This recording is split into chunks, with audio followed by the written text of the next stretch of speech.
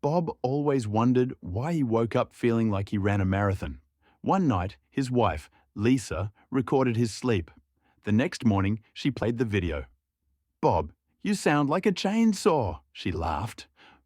Bob watched in disbelief as his snores echoed like a symphony of power tools. Determined to solve the mystery, Bob visited Dr. Snooze. "Bob, you have sleep apnea," the doctor chuckled. "It's like your throat's trying to start a band every night." Bob laughed, realizing his nighttime concerts were the reason for his daytime exhaustion. Like, comment, and subscribe for more laughs.